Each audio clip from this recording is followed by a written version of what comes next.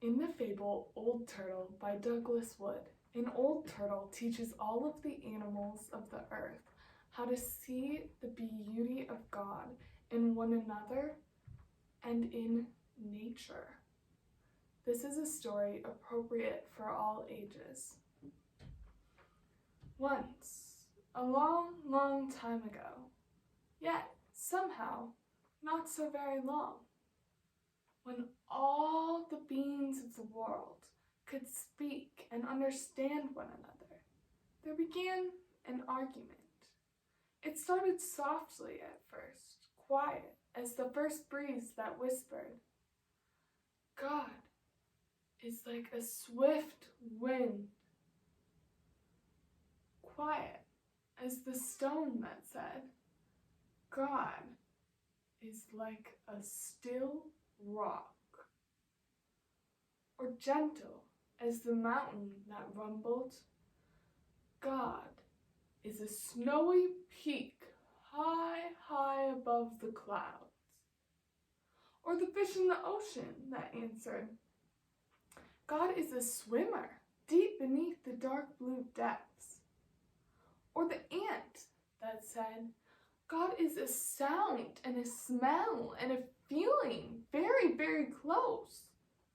"No," said the star, "God is a twinkling and a shining far, far away."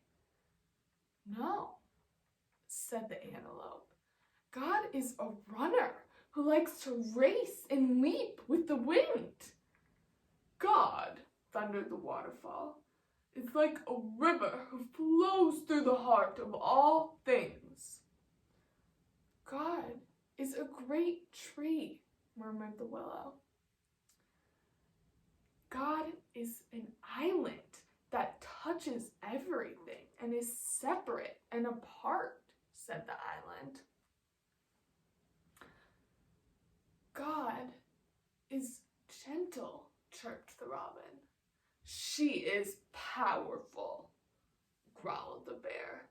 "She is a hunter," roared the lion.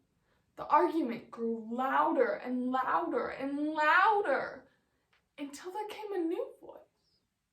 It rumbled loudly like thunder, yet whispered softly like butterfly sneezes. It seemed to come from, it seemed to come from Old Turtle.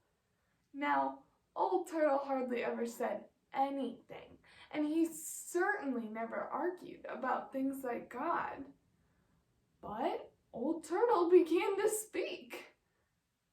"God is indeed deep," he said to the fish in the sea. "Yet higher than high," he told the mountains. "God is a twinkling and a shining beyond the farthest light, yet very close by," he told the star and the ant. "God is a part of all things," he told the tree. "Above all things and within all things, all that we come from and all that we are, all that we dream of and all that we seek, God is." The animals were stunned.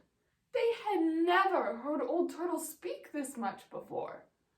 But Old Turtle had one thing left to say. "Soon there will be a new family of beings on this earth. They will be strange, yet wonderful. Their thoughts will soar to the stars, but their feet will walk the earth. They will come in many different shapes and colors, with different faces and different ways of speaking. They will be reminders of all that God is. They will be strong, yet tender and powerful. They will be a message of love from God and a prayer from the earth back to God." And the people came. But the people forgot. They forgot they were a message of love and a prayer from the earth. They began to misuse their powers and hurt one another or kill one another. And they began to argue about who God was and who he wasn't, about where God was or wasn't, about whether God was or wasn't. They even began to hurt the trees and the birds and the animals and the fish and the oceans. This went on for a very long, hard, and scary time, until one day a new voice spoke. It rumbled loudly like thunder, yet whispered softly like butterfly sneezes. It seemed to come from the mountains, who rumbled, "Sometimes I see God swimming in the dark blue depths of the sea." Or from the fish, who answered, "I see God reflected in the snowy peaks, reflecting the sun." Or from the ant, who said, "God's love touches everything." Or from the star, who said, "God's love is very, very close." Finally, after a long, long time, the people began to listen, and they began to hear, and they began to see the beauty of God in each other and in the earth. And Old Turtle smiled, and so did God.